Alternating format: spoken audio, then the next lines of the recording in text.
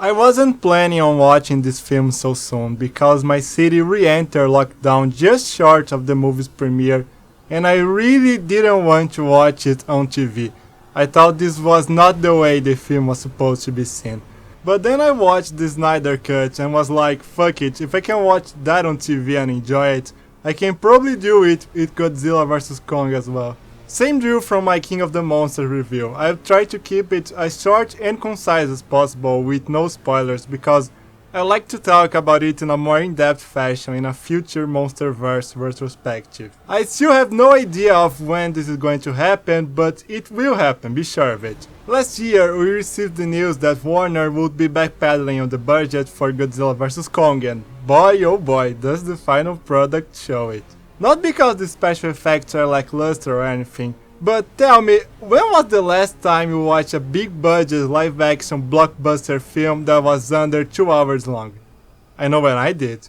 The way they cut costs on this was probably removing every single shot that wasn't absolutely essential to the story. I mean, do we really need to give the audience time to breathe at the start, or the ending, or during most of the film?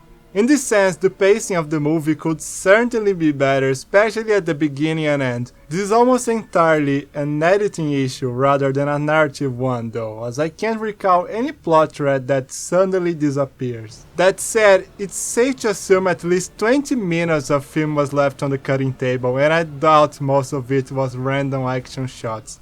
The next few months will surely be interesting as we get to know more and more of what didn't make it into the finished film. Something I'm really curious about.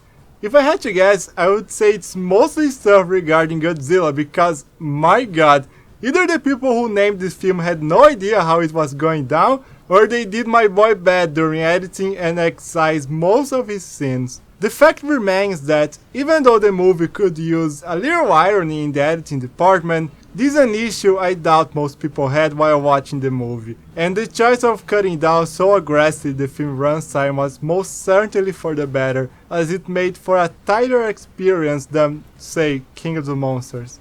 At the very least, the plot almost never felt like halting the pace of the movie, something that happened constantly in the previous installment. No, the story is still far from excellent. It's silly, extremely silly. Actually, I dare to say this film's story has those levels of silliness, a very big feat on its own right that finally fulfills this franchise destiny as another Godzilla continuity that intended to be a serious and realistic take on the character just to become definitely not serious and not realistic. Again, not that I'm complaining really, because at least the story here is fun, unlike in King of the Monsters where it takes itself way too seriously for its own good. But the story is again just a means to an end, the end being seeing Godzilla and Kong throwing punches at each other.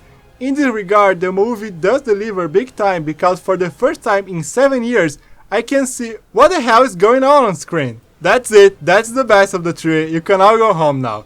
When it comes to action scenes, Godzilla vs. Kong knows what he wants and how to properly show it. A big step up from, you guessed it, King of the Monsters, which had an aesthetic identity crisis at the heart of its problems. Even then, I honestly wasn't 100% on board with the action sequences of the movie, as most of them look pretty flat and uninspired. Although, and I might be stretching it a little here, but maybe most of the film feels underwhelming like that because the first fight between Kong and Godzilla is so freaking good. It's so creative and grounded in the sense it actually feels like taking place in a real space. This is so rare to see in modern movies. Even this one. The final fight in Hong Kong is cool, but save for a few moments it mostly feels like the city itself is just curtain dressing for the action. It's not bad, just feels like a wasted opportunity, which seems to be a recurring theme in this film. While I feel we dodged one hell of a bullet with the shorter runtime and there's definitely a lot in this film that could be worse, I also think there was a lot of margin for improvement. In the end though, I'm not really disappointed or anything. It was an improvement over the last one, that's for sure.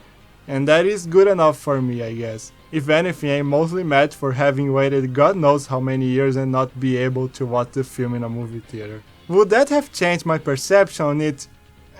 Probably not, but it would have been fun, and I'm glad I can watch it anyway, which should be enough for my ungrateful spoil ass. What about you guys? What did you think of the cinematic crossover of the millennium?